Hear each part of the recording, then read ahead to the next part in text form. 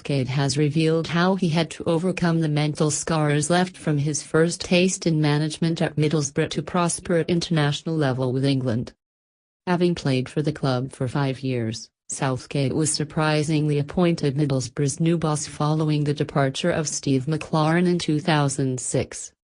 They finished 12th and 13th in his first 2 seasons in charge before suffering relegation from the top flight at the end of the 2008-09 campaign, with Southgate losing his job after a rocky start to life in the Championship. He eventually returned to coaching in 2013, taking charge of England's under-21 team before stepping up to the full side, initially on an interim basis before being appointed permanently in November 2016. Southgate has impressed during his tenure, steering England to the semi-finals of the 2018 World Cup, but remembers the initial backlash he faced following his experience at club level. "For a few years that is the stigma you are left with," he said in an interview with Sky Sports. "The reality is, how can you walk off the field 1 minute and be the finished article as a manager the next? When I was playing I was still learning at 35. 14 or 15 years after I started, so as a manager you are learning every day. I am sure even the very best would say that. If you are not constantly improving and learning, then you are going to be stuck and not progress. Lots of things are forgotten.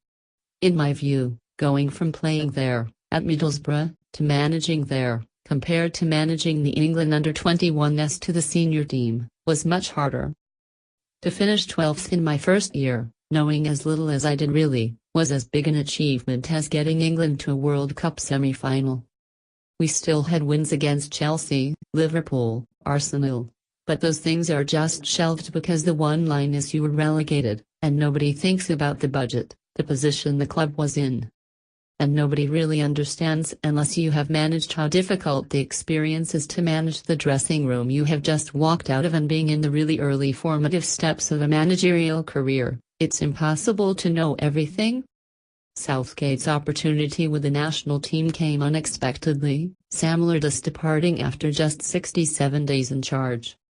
The former England defender, who won 57 caps, had been reticent to go for the position following Roy Hodgson's exit after a disastrous Euro 2016, but felt stepping in at short notice afforded him the chance to get a taste of the role.